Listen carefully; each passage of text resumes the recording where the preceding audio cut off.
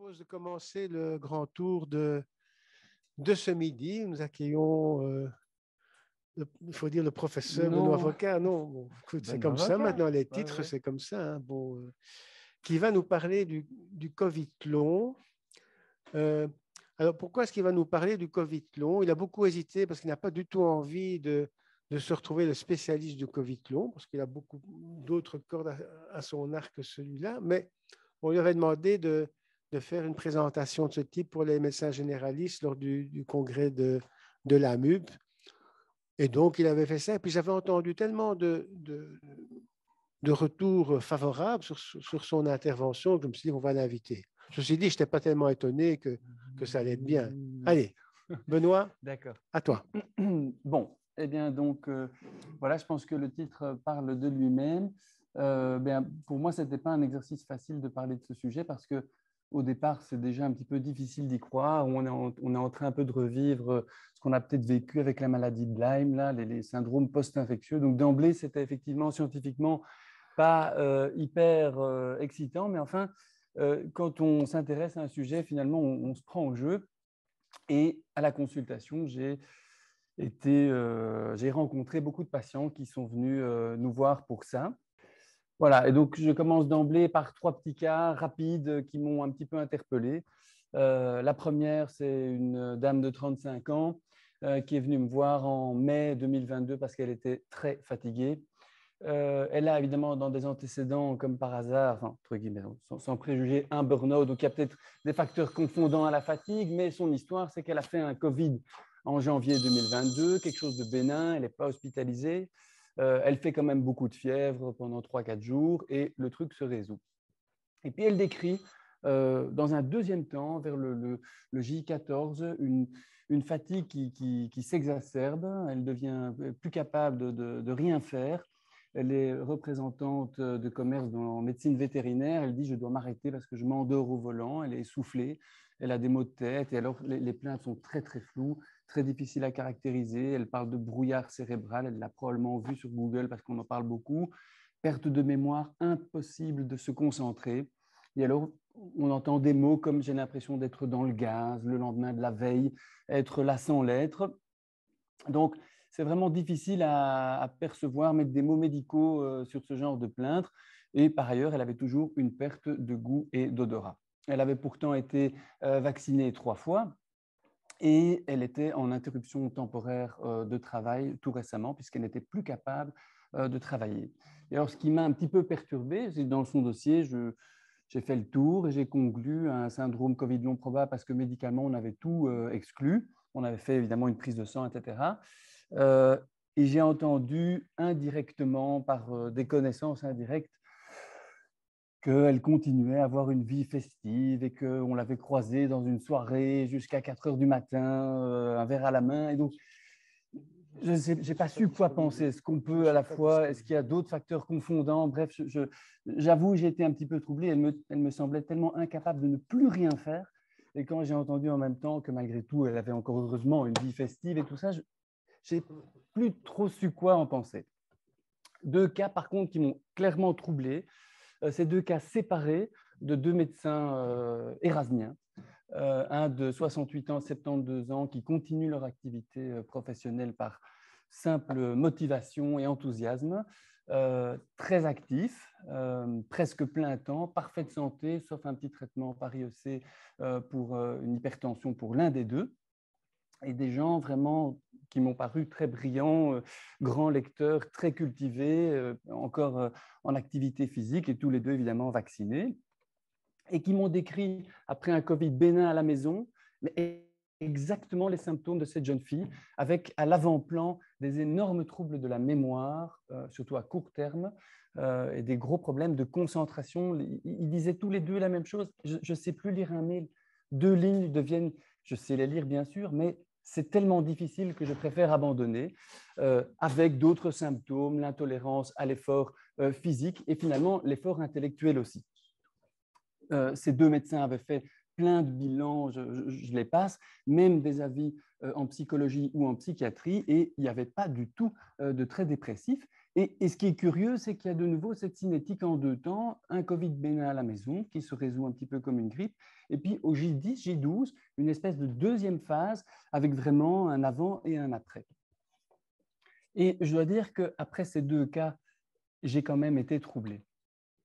Et donc, finalement, est-ce que le Covid long existe? Alors, scientifiquement, je n'ai pas encore la réponse, on va voir plus tard, mais en tout cas, l'OMS, elle reconnaît l'entité. C'est quelque chose qui existe, en tout cas, à ce niveau-là. Et d'ailleurs, on l'appelle pas Covid long, on l'appelle PASC pour Post-Acute Sequelae of Covid-19.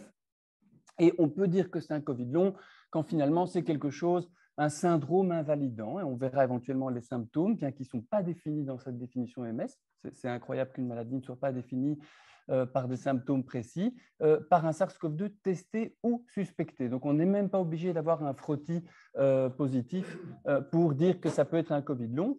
Et par définition, étant donné qu'avec les variants alpha et delta, on a eu des maladies très graves, on disait que on ne peut parler de Covid long qu'à partir du 3e mois. Donc 12 semaines au minimum pour être sûr que ça ne puisse pas être les séquelles d'une pneumopathie bilatérale sévère, évidemment.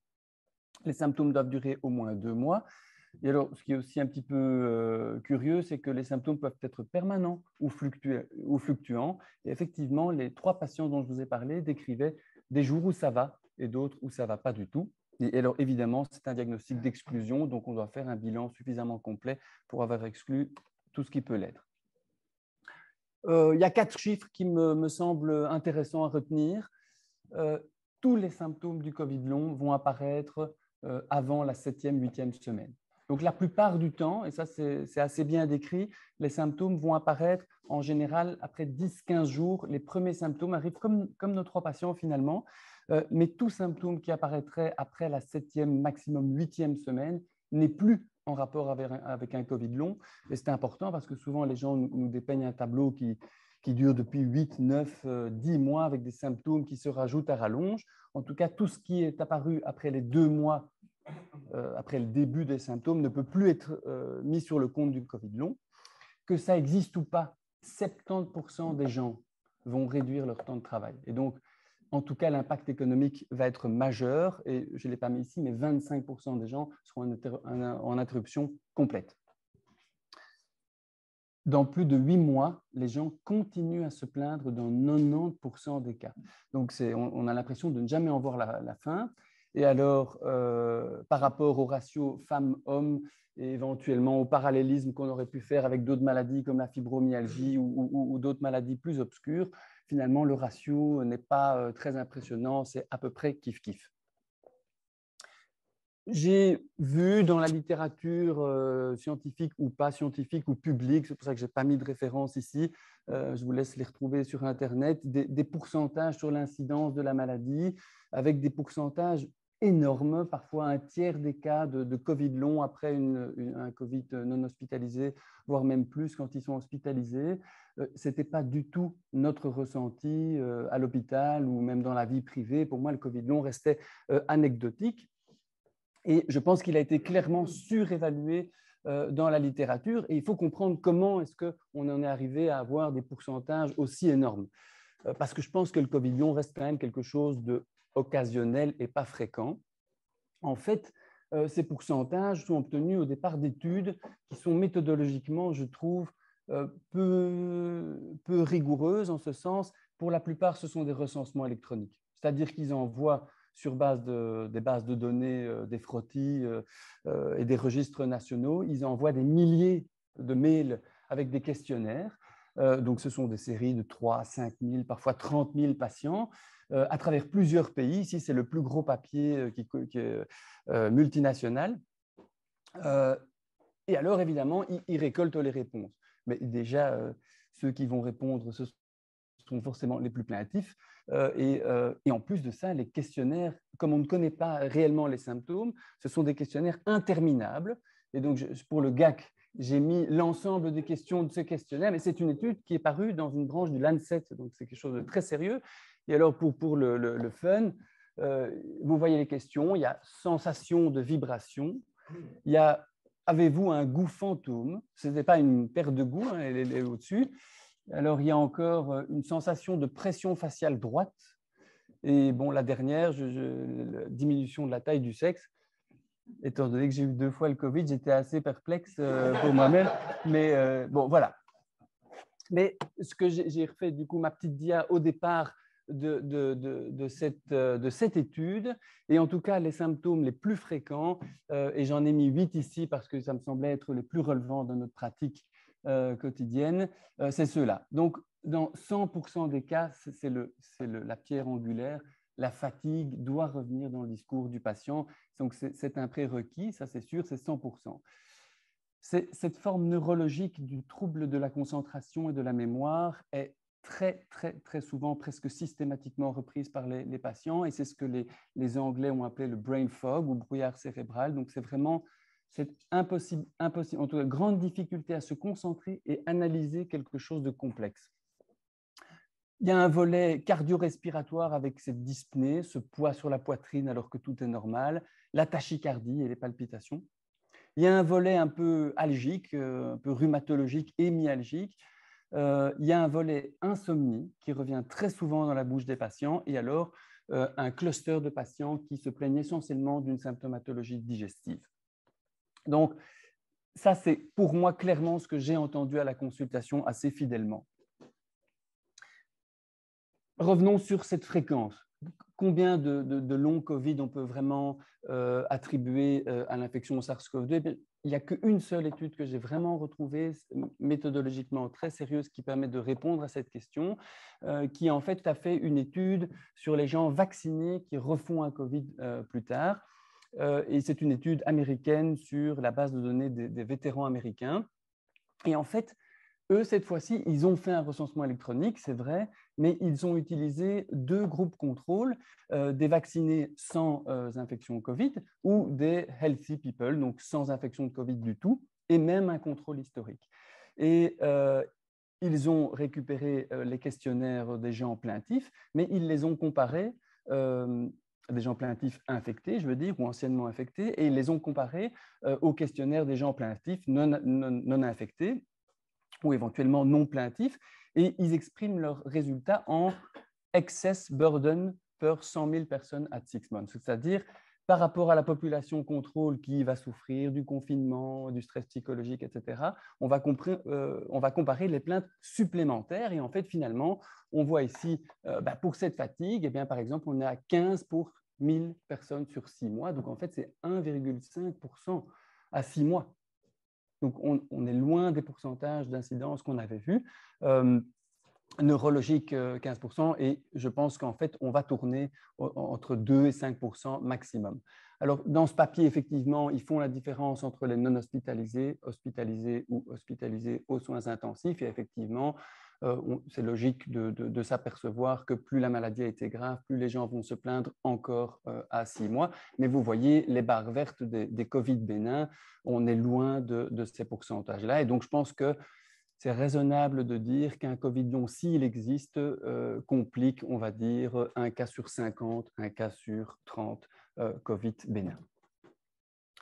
Question, puisque c'était le but premier de l'étude, est-ce que le fait d'être vacciné nous protège contre un Covid long? Eh bien, finalement, vous pouvez le voir ici, il compare donc les gens vaccinés ayant eu le Covid versus les gens ayant eu le Covid mais non vaccinés. Et en fait, il y a clairement une diminution du cas des plaintes recensées. Est-ce qu'elles sont vraiment dues à un Covid long ou pas? Mais en tout cas, statistiquement, c'est significatif avec un odds ratio, un hazard ratio à peu près 0,85. Donc, vous voyez que le risque relatif, si on l'extrapole, ce n'est pas du 100%. Il doit y avoir 15-20% de protection offerte par le vaccin. Donc, ce n'est qu'une protection partielle. Donc, c'est maintenant que je m'attaquerai un petit peu le côté scientifique. Est-ce que finalement, on peut retrouver dans la littérature des papiers qui appuient réellement l'existence d'une maladie qui pourrait expliquer tous ces symptômes? Donc, on est vraiment dans le fake ou la réalité, et je vais d'abord m'attaquer à ce problème de fatigue et de problème neurologique qui est le fameux brouillard cérébral. Déjà, première chose, les autopsies des patients morts aux soins intensifs, c'était un premier step, ont été faites, et jusqu'à 230 jours, pour certains, parce que certains sont morts bien après, on a pu retrouver du virus dans le cerveau. Après, rien de cause à effet dans ce fait, mais enfin, on retrouve du virus clairement sous forme de protéines, ce n'est pas de l'ARN, donc il y a clairement de la réplication virale. Ça doit certainement se retrouver dans d'autres viroses, le BV, le CMV, ça n'est pas très spécifique, mais en tout cas, il y a moyen de réfléchir là-dessus. Deuxième papier, beaucoup plus clinique, qui me paraît troublant, paru dans Nature. Ici, c'est méthodologiquement prospectif. Et c'est comparé. En fait, ils ont pris à peu près 1000 patients, plus 1400, et au temps zéro, non infectés, pas d'antécédents de SARS-CoV-2, et au temps zéro, tout le monde passe un test numérique et un test alphanumérique, donc une sorte de pas un test de QI, mais en tout cas des tâches intellectuelles, calcul ou littérature. Et au temps zéro, en même temps que ces deux tests, on fait une résonance magnétique à tout le monde. Un an plus tard, en moyenne, ce n'est pas exactement un an, je pense que c'était plutôt 10 mois plus tard, on refait passer un test numérique et un test alphanumérique littéraire et une résonance magnétique aux mêmes patients. Et on regarde évidemment si dans l'année qui s'est écoulée, ils ont eu un SARS-CoV-2 ou pas de SARS-CoV-2. Attention, ici, ces patients ne se plaignent de rien. On ne leur a rien demandé. Donc, il n'y a pas de Covid long ou pas de Covid long. On a pris des patients avant et après et on l'a suivi en prospectif. Eh bien, qu'est-ce qu'on voit? Le trial A, c'est le test qui est numérique uniquement, donc les calculs. Et on voit qu'en fonction de l'âge, le temps nécessaire à résoudre le questionnaire, à répondre aux questions, eh bien, va augmenter avec l'âge. Bon, voilà, ça c'est une observation. Et on voit que les cas mettent un petit peu plus de temps pour répondre au questionnaire. Et si maintenant on s'intéresse au questionnaire numéro 2, qui était le test littéraire, où il faut vraiment lire, répondre aux questions et comprendre un texte, eh bien on voit que ces patients qui ont eu le Covid ils vont répondre au questionnaire, ils ne sont pas devenus sots, mais le temps nécessaire pour répondre à la tâche, pour effectuer la tâche, sera plus important. Mais qu'en est-il de la résonance magnétique avant-après? Donc ici, on a comparé les gens à eux-mêmes, puisqu'on avait une résonance au temps zéro et une résonance un an plus tard. Et on voit que, vous voyez comme moi, un graphique pour le moins troublant, puisque la masse globale du cerveau a diminué par rapport aux personnes qui n'ont pas eu le virus. Si on regarde plus attentivement certaines aires plus que d'autres, certaines aires cérébelleuses, certaines aires qui sont en fait en communication avec le cortex olfactif, on voit que cette différence se creuse en plus. Donc en fait, ce qu'on peut conclure de ça, et je pense que méthodologiquement c'est difficile de dire le contraire, c'est que le cerveau a changé. Certaines zones se sont atrophiées et on parle vraiment de zones corticales. Je ne vais peut-être pas rentrer dans le détail de chaque zone, mais ce qui est intéressant de noter dans ce papier, c'est qu'ils ont passé donc, ces résonances vraiment au moulin et ils se sont aperçus que les zones concernées par l'atrophie après le Covid étaient chaque fois des zones connectées avec le cortex olfactif. Et ce sont des zones qui effectivement sont impliquées dans les processus associatifs, c'est-à-dire typiquement, une scène de la route, plusieurs signaux, plusieurs panneaux, plusieurs voitures, plusieurs intervenants, des bruits. Il faut associer toutes ces informations venant de différentes zones du cortex et il faut en faire un contenu digeste et compréhensible. Et effectivement, ça rappelle ces histoires de difficultés de concentration devant des tâches complexes. D'autres papiers plus durs fondamentalement sur la souris et l'homme montrent qu'effectivement, après une infection de Covid, il y a, et ça on le savait, accompagné de la charge virale qu'on a montré tout à l'heure, il y a des phénomènes inflammatoires, il y a des changements dans la glie et des changements dans l'expression de certaines cytokines.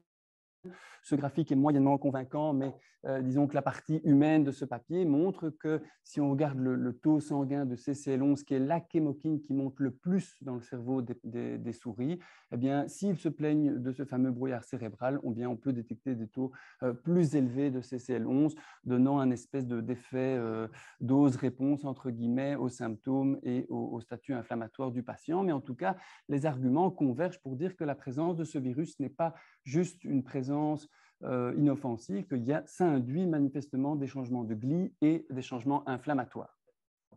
Et j'arrive maintenant à ce papier qui, pour moi, a été un petit peu le plus dur à comprendre, mais j'ai vraiment envie de vous faire partager cette recherche fondamentale. Ici, cette équipe, c'est du labo fondamental, on fait une étude sur les exosomes. Les exosomes, on en a tous dans le sang. Ce sont des petites vésicules qui circulent dans le sang. Et toutes nos cellules, je ne le savais pas en réalité, libèrent des petites parties d'elles-mêmes dans le sang. C'est un phénomène qui a été découvert il y a 15 ans.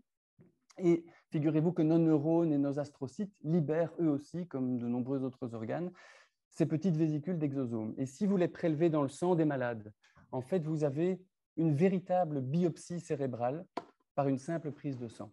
C'est comme ça que certaines startups ont d'ailleurs des tests qui peuvent dépister les cancers, etc., grâce aux exosomes circulants. Et donc, il faut considérer ces résultats comme des authentiques biopsies cérébrales chez des sujets vivants. Et ce tableau semble imbuvable, mais je voudrais vraiment l'analyser avec vous. Ici, vous avez les protéines du SARS-CoV-2, S1 et N, soit dans les neurones pour NDEV ou dans les astrocytes pour ADEV. Et on voit que pour les cas contrôles qui n'ont pas été infectés, on obtient un chiffre qui est probablement le bruit de fond de la technique utilisée. Si les gens ont eu le COVID-19 mais qui ne se plaignent de rien, eh bien, on voit que ce taux de protéines virales dans ces exosomes, donc autrement dit, il y a du virus dans nos neurones, eh bien, va clairement monter à 11 265. Donc, ça veut dire que le virus est dans nos neurones, c'est sûr, même si les gens ne se plaignent de rien. Si les gens commencent à se plaindre de symptômes liés au Covid long, eh bien, ce taux va augmenter. Et si les gens se plaignent de symptômes neurologiques, brouillard cérébral et compagnie, on voit que ce nombre de protéines virales explose. Et donc là, on a un très bel effet dose-réponse sur la présence du virus. Et plus le patient va se plaindre, plus ce virus est présent dans les neurones. Mais ils vont plus loin. Ils se disent, mais finalement, ce n'est pas parce que le virus est dans le neurone que le neurone est malade. Et donc, ils ont utilisé d'autres protéines qui concernent notamment les mitochondries. Alors, cette protéine imbuvable est une protéine qui permet de voir le stress mitochondrial. Autrement dit, c'est une protéine qui règle le métabolisme énergétique du neurone, tout simplement. Et on voit de nouveau les gens qui ont eu le Covid-19, mais qui n'ont pas de symptômes, eh bien, en fait, n'ont a priori pas de stress mitochondrial dans leurs neurones. Si par contre, ils commencent à se plaindre de plaintes qui pourraient être liées au Covid, eh bien, on voit que cette protéine mitochondriale, ce stress mitochondrial baisse. Et par contre, quand les gens vont se plaindre authentiquement de syndrome neurologique, eh bien, on voit que le stress mitochondrial dans leurs neurones est clairement reflété par une chute importante de cette protéine. Et je vais encore montrer un deuxième graphique qui est ici une protéine qui a le rôle inverse. C'est elle qui doit nettoyer les mitochondries stressées et abîmées à la suite d'un stress cellulaire. Et on voit que chez les gens qui se plaignent de troubles neurologiques, et uniquement ceux-là, il y a une élévation franche de ces protéines de réparation de cellules stressées. Des études PET dans le cerveau contrôlées, 35 patients avec un Covid long par rapport à 44 sujets qui n'ont pas été infectés. Et bon, je ne vais pas revenir précisément, mais de nouveau, dans certaines aires, on retrouve la petite aire cérébelleuse dont on avait parlé à la résonance magnétique. Clairement, certaines zones semblent travailler moins lors de ces examens qui mesure l'activité métabolique de notre cerveau. On revient un peu sur la précédente. Le D-Raoul, c'est celui qu'on connaît? Je ne sais pas. Je n'ai pas vu. Il faudrait voir deux, trois. Oui, parce que... Mais bon, a priori, le papier me semblait correct. Moi, si je m'appelais D-Raoul, je changerais mon nom en tout cas.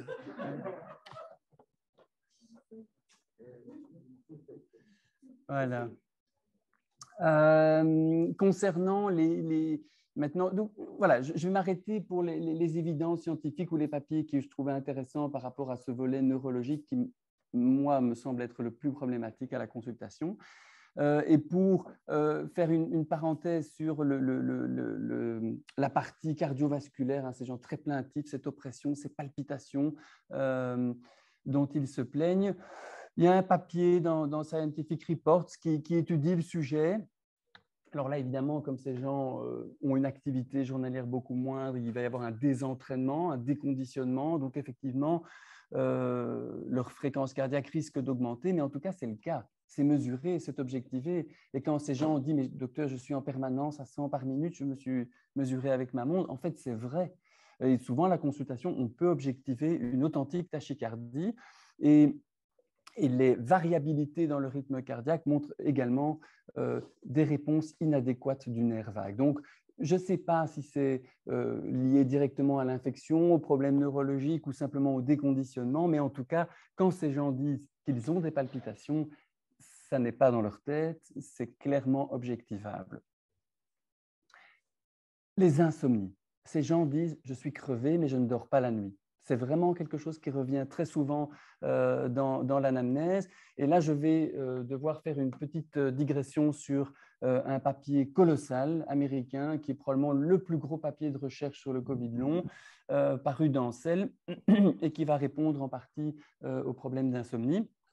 Mais je fais une digression parce que c'est un papier, c'est une recherche colossale. Ils ont à peu près utiliser toutes les techniques les plus modernes et les plus pointues. Et donc, je vais quand même les reprendre avec vous, même si c'est ennuyeux. Ils ont pris donc une cohorte de patients à différents timings, c'est du prospectif. Ils prennent le plasma d'un côté et les cellules de l'autre. Et ils vont utiliser ces techniques transversales. On étudie des centaines de protéines plasmatiques, des métabolites, des auto-anticorps, la recherche de virémie, les anticorps contre le SARS-CoV-2 lui-même, tout ça dans le plasma. Et au niveau cellulaire, ils vont utiliser de la PCR à l'échelle unicellulaire. Ils vont étudier les répertoires lymphocytaires T, lymphocytaires B, 32 cytokines en même temps. Enfin, bon, bref, c'est quelque chose d'énorme qui donne des figures incompréhensibles dans ce papier. C'est imbuvable. Et à vrai dire, j'étais très déçu de ce papier parce qu'il n'en sort pas grand-chose. En fait, ils vont établir 4 facteurs de risque prédictibles pour développer un Covid long qui sont, je trouve, pas très... c'est pas vraiment un scoop. Le fait d'être diabétique de type 2, on s'en serait douté. Le fait d'avoir eu une grosse virémie à SARS-CoV-2, on s'en serait douté. Par contre, effectivement, les gens qui vont avoir un Covid long, souvent, réactivent EBV au moment de l'infection à SARS-CoV-2. Et le fait d'avoir certains auto-anticorps au départ. Bon, je ne sais pas ce qu'on va faire avec ça. Après ça, dans l'immense paquet de données d'origine, caractère immunitaire avec les lymphocytes T, lymphocytes B, les répertoires, les analyses moléculaires des TCR, ils ont fait des corrélations entre les patients qui se plaignaient plutôt du tableau neurologique, ont plus de CD4, mémoire ou cytotoxiques, etc. Mais en fait, avec cette immense quantité de données, on ne va probablement rien faire. Effectivement, on s'est douté probablement qu'on n'a pas tous la même réaction immunitaire vis-à-vis du virus et que probablement certains éliminent mieux ou plus vite le virus que d'autres et que ces perturbations immunitaires finissent par se résoudre. On s'en serait douté. Cependant, dans une petite partie d'une de ces figures, il y a quand même une donnée qui, moi, m'a troublé.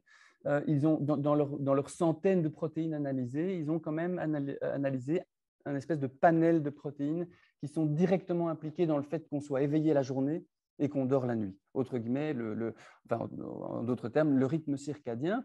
Et on voit que ce sont des protéines qui inhibent le cycle nictéméral. Autrement dit, quand elles sont exprimées, eh bien, on ne sait plus vraiment quand est la journée et quand est la nuit. Et on voit bien que si en vert, on a la quantité de ces protéines chez quelqu'un qui ne se plaint de rien et qui n'a pas été infecté, et en fonction du niveau de plainte de ce fameux Covid long, eh bien, on voit que plus le patient va se plaindre de Covid long, plus l'expression de ces protéines qui nous perturbent dans notre sommeil sont quand même importantes. Et donc là, on a quand même de nouveau une espèce de relation dose-réponse de protéines directement impliquées dans un phénomène dont se plaint le patient.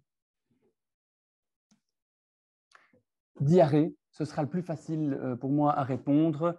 En fait, très vite, ces derniers mois, on a identifié en fait, la persistance du virus sous forme d'ARN, notamment dans les biopsies digestives, même beaucoup plus longtemps que pouvait l'être le frottis nasopharyngé. Et donc, en fait, au niveau gastro-intestinal, c'est très clair, c'est facile à répondre. Le virus est persistant, il induit de l'inflammation locale et il est même, les gens qui se plaignent et qui gardent une charge virale digestive, en fait, ont un profil de lymphocyte T particulier. Et donc, bon, voilà, pas très surprenant, finalement, c'est une infection virale persistante dans le tube digestif. Mais donc, de nouveau, quand ces gens se plaignent de diarrhée, ils ne l'inventent pas et il y a un vrai rationnel. C'est quasiment la fin.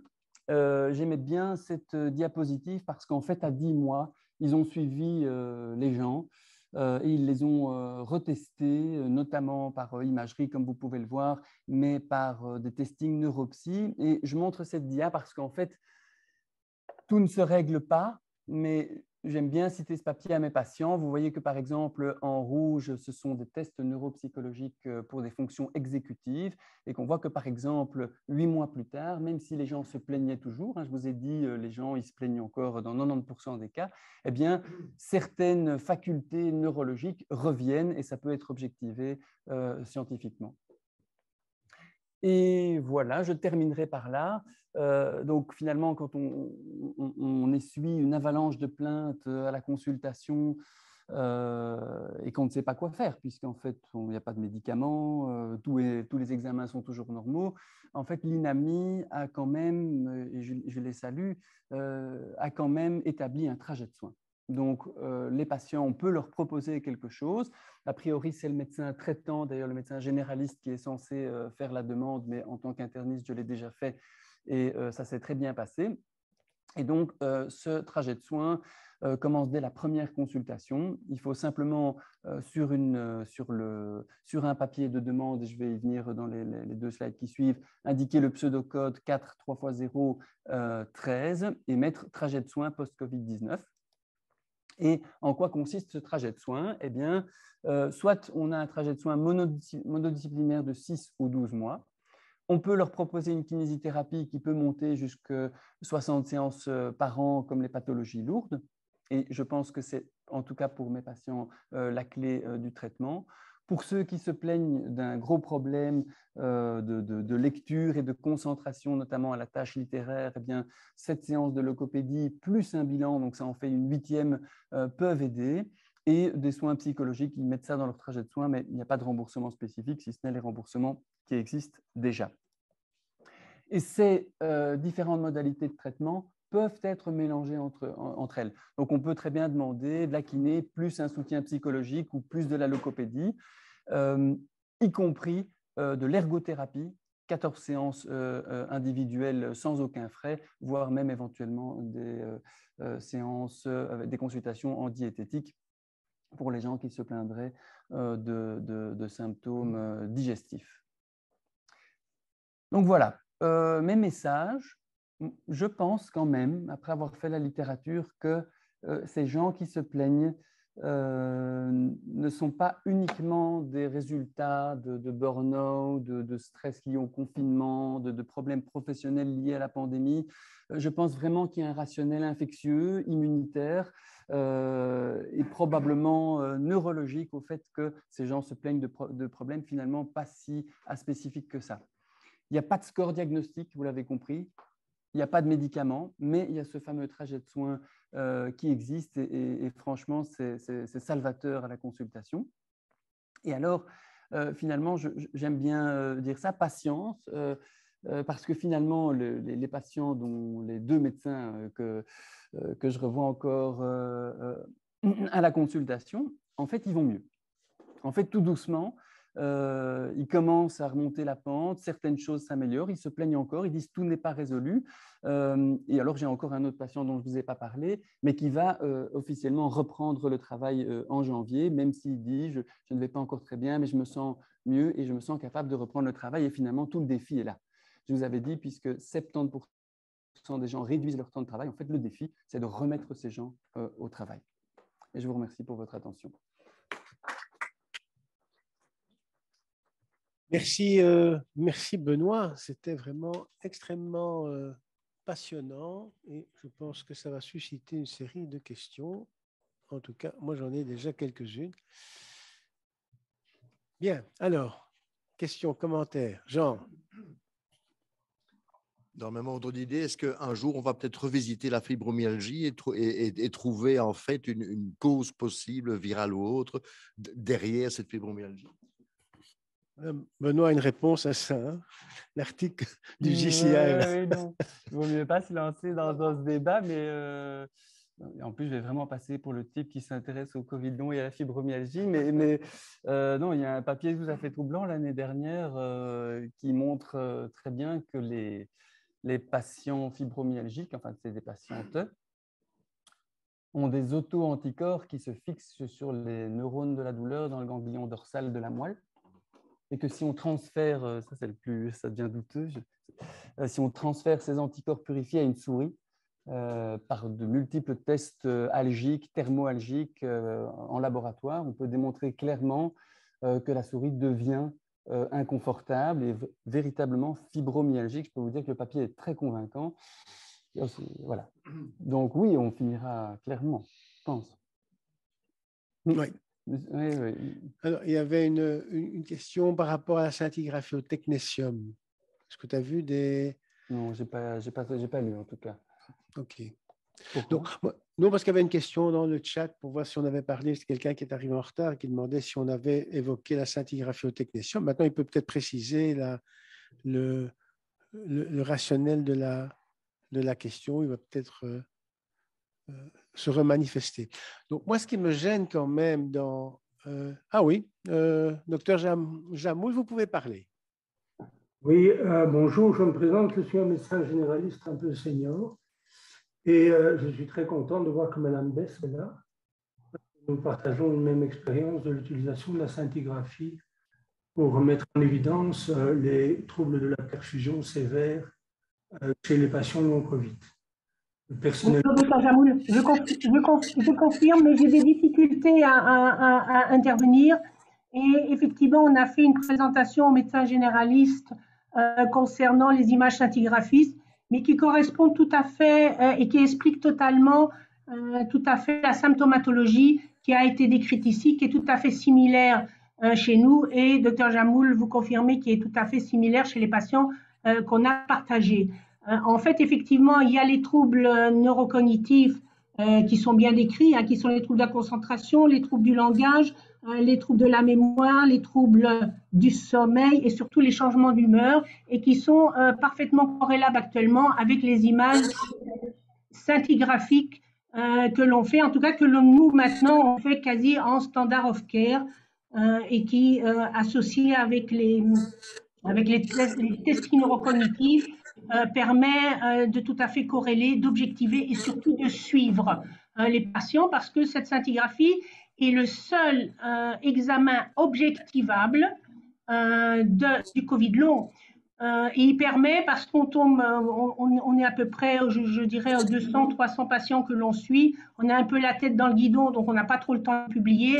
On est tombé sur des choses qui étaient un petit peu différente de ce que, comme vous avez signalé, de la symptomatologie du post-Covid, simplement parce que, comme vous avez dit, sur la scintigraphie, il y a des lésions qui sont tout à fait typiques et caractéristiques du Covid long et qui ne sont pas forcément dans le CMV ou dans d'autres pathologies.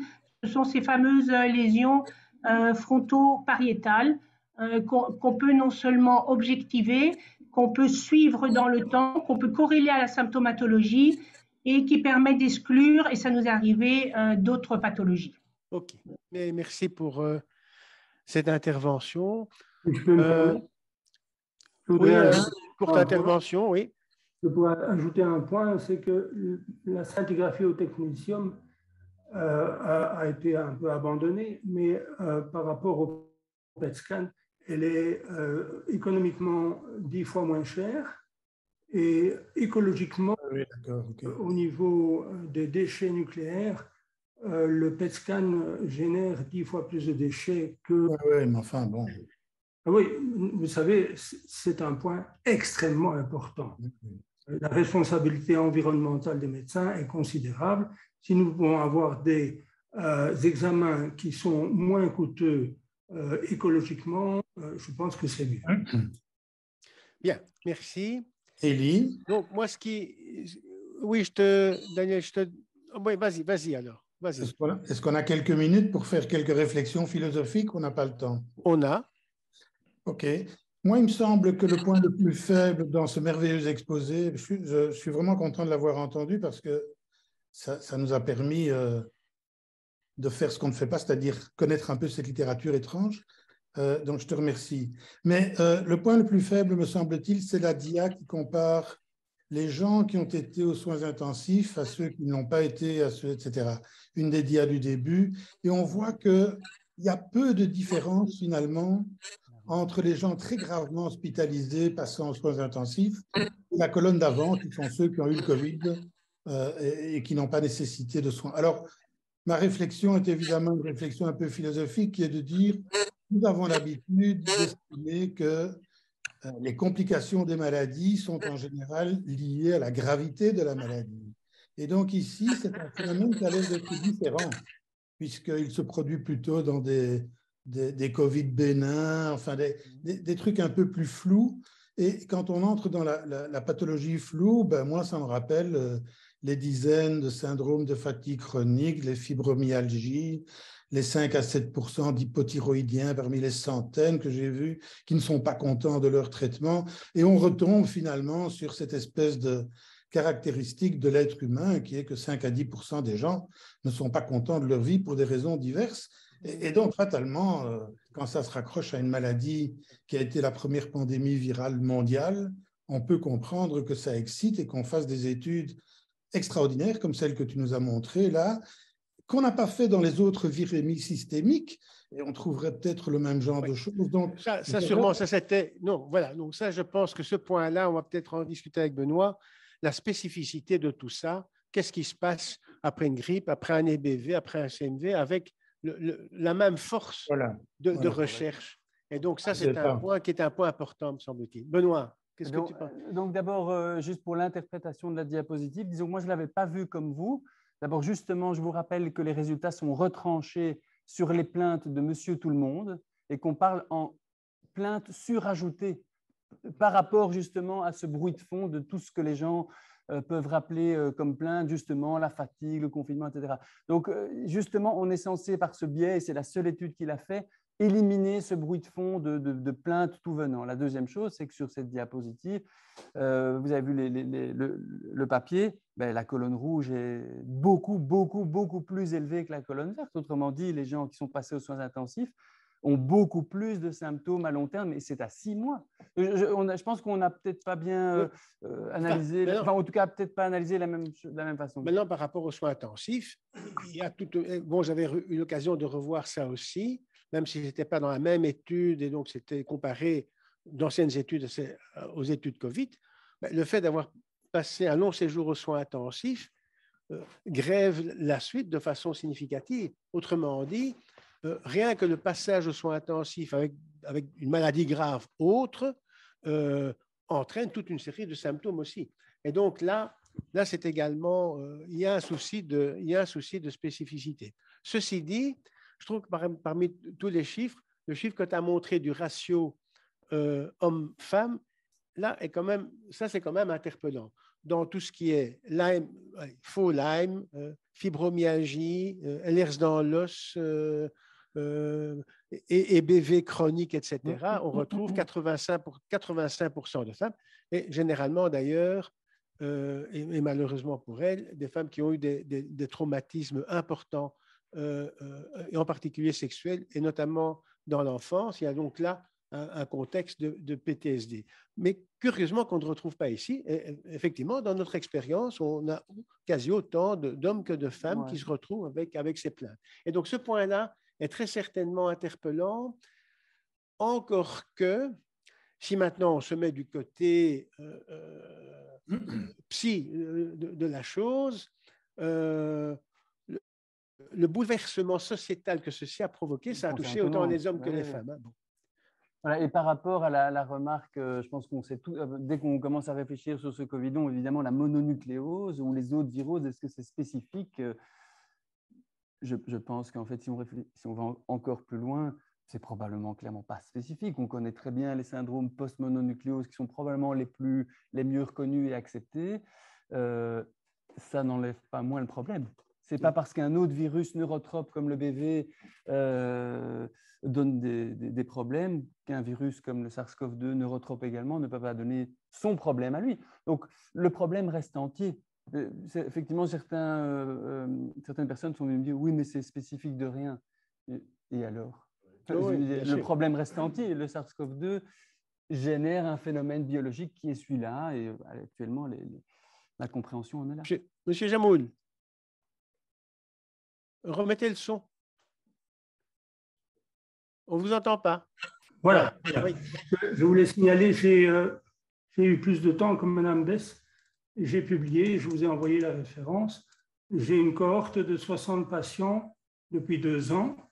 Dans cette cohorte, j'ai encore 40% qui, 2 ans après, sont dans un état très grave, avec l'impossibilité totale de reprendre le travail. Et je suis extrêmement préoccupé par leur évolution. J'ai encore vu ce matin un de nos collègues médecins qui a perdu sa capacité intellectuelle et qui est clairement long Covid. Je voulais aussi vous dire que dans mon échantillon, j'ai aussi 73% de femmes. Alors, un autre problème, je ne sais pas si M. Kogan l'a soulevé, c'est qu'il y a, moi en tout cas dans mon échantillon, j'ai 40% de gens qui n'ont pas de test PCR, simplement parce qu'en début 2020, le test PCR n'existait pas, ou bien parce qu'on ne l'a pas fait en temps voulu. Donc, j'ai 40% de mon échantillon dans lequel je ne suis même pas sûr que ce soit vraiment un Covid, puisque je n'ai que la clinique pour le dire, et bien sûr la scintigraphie qui est revenue positive dans la moitié de mon échantillon. Alors, pour faire face à ça, je voulais attirer votre attention là-dessus, j'ai réussi à avoir la collaboration du laboratoire Van Ranst à la KUL et pour réaliser des études transcriptomiques sur le sang de mes patients qui se sont tous portés volontaires. Et alors, il se passe quelque chose de tout à fait inattendu et curieux. Nous nous attendions à trouver de l'ARN viral chez tous les patients malades. Eh bien, pas du tout. On ne trouve de l'ARN viral que chez un tiers de ces patients. Et paradoxalement, on trouve l'ARN viral chez les patients qui vont mieux. Alors, à l'instant même où je vous parle, on est dedans, on ne comprend rien, on suit les choses avec minutie et nous avons vraiment besoin de tous les avis. Et c'est une des raisons pour lesquelles je participe à la conférence, c'est que j'ai besoin de collègues pour discuter. Alors, si jamais il y avait une liste de diffusion ou un endroit où on peut échanger aussi vite que sur Twitter, ça serait très, très bienvenu dans notre petite Belgique. Voilà, je vous remercie. Merci de l'invitation. Je pense que dans ce problème-ci, comme c'est le cas d'ailleurs dans tout ce qui a tourné autour de la fatigue chronique et de la fibromyalgie, si on veut sortir quelque chose, et j'ai été éduqué à la nécessité de la rigueur d'une population contrôle. Je me souviens, il y a une dizaine d'années, à Rotterdam, on discutait du syndrome de fatigue chronique et des complications immunologiques, et notamment des phénotypages particuliers qui peuvent se retrouver chez ces patients. Il dit, mais nous, on ne fait plus d'études si on n'a pas un contrôle. Donc, on veut que le patient vienne en tenant par la main un copain à lui qui est du même sexe, du même âge, et que l'on peut étudier de façon parallèle. Et donc, je pense que ça, c'est un point qui me paraît vraiment extrêmement important si on veut être sûr de ce que l'on constate, effectivement. Bien. Questions, commentaires? Dominique, la neuro a été sollicité. Tiens. Finalement, sur le plan neurologique, c'est une symptomatologie très spécifique qu'on rencontre aussi chez les post-whiplash, qu'on rencontre chez les post-commotionnels et autres. Et donc, je pense que si on parle de contrôle, il faut prévoir d'autres pathologies neurologiques non infectieuses pour vérifier si le phénotypage que l'on a est lié à une infection ou bien simplement un épiphénomène. OK. Oui, Jean. Moi, j'ai juste un tout petit commentaire qui sort un petit peu pas de la discussion des dernières minutes. C'est concernant le remboursement du trajet de soins. Je suis quand même surpris, moi, que dans un pays où on a investi relativement peu d'argent et d'énergie pour, par exemple, la délivrance de traitements actifs en phase aiguë, on ait de l'argent pour ce genre de trajet de soins dont l'efficacité n'est pas du tout démontrée. Donc, ça, clairement, et je pense que la raison est pécuniaire. Il y a un papier anglais écrit par un médecin qui a un petit peu analysé l'impact financier de ces gens qui arrêtent de travailler. En fait, la carotte, elle est là. En fait, ça implique tellement de réduction de temps de travail et de manque à gagner indirect que je pense que la mission numéro 1, c'est de les remettre au travail. Et donc, ils ont trouvé cette solution-là. Je pense que c'est… Est-ce que tu as… Enfin, je ne sais pas si tu as eu le temps de faire la revue européenne de cette affaire. Il y a d'autres prises en charge du même type dans d'autres pays? Alors, pour avoir été à Paris là, et écouter les maladies rares en médecine interne, il n'y a pas de trajet de soins en France en tout cas. Et après, je n'ai pas fait la littérature pour voir si ce trajet de soins existait dans les autres pays européens. Je peux me permettre? Quoi? Si je peux me permettre, nos collègues hollandais ont mis déjà en 2020 une structure en place d'accompagnement des patients long Covid. Et le système national de santé anglais a 60 centres spécifiques dédiés au long Covid, du même titre que fait Madame Tatiana. Et donc, la prise en compte de la répercussion santé publique est considérable. L'OMS a publié il n'y a pas tellement longtemps un rapport estimant à 17 millions le nombre de patients long Covid. Je pense que votre remarque aussi, qui est depuis qu'il y a le trajet de soins, les patients se sont reconnus, d'une façon générale, cette remarque me paraît vraiment importante dans notre pratique quotidienne. Et Benoît Vocard l'a également souligné à un moment donné dans son exposé, c'est-à-dire que la prise en charge des patients qui viennent avec des plaintes, et ici, je pense qu'il y a de la consistance dans le COVID-19, mais enfin, il y a d'autres en première ligne. Le nombre de patients qui viennent et qui ont un syndrome plurisomatoforme clair après toute une série d'investigations, l'important dans la prise en charge, c'est de reconnaître leurs plaintes et ne pas dire qu'ils n'ont rien. Et donc, Benoît l'a signalé pour différents symptômes, mais je crois que cette remarque est vraiment particulièrement importante, notamment dans le cadre de l'épidémie COVID. C'est véritablement de leur faire confiance, de leur dire, mais non, bien entendu que vous avez cette plainte, sinon vous ne viendrez pas chez moi, et de ne pas balayer ces symptômes pour lesquels on n'a pas de relevance objectivable d'un geste de la main. Il faut prendre leur plainte en considération. Hein? OK.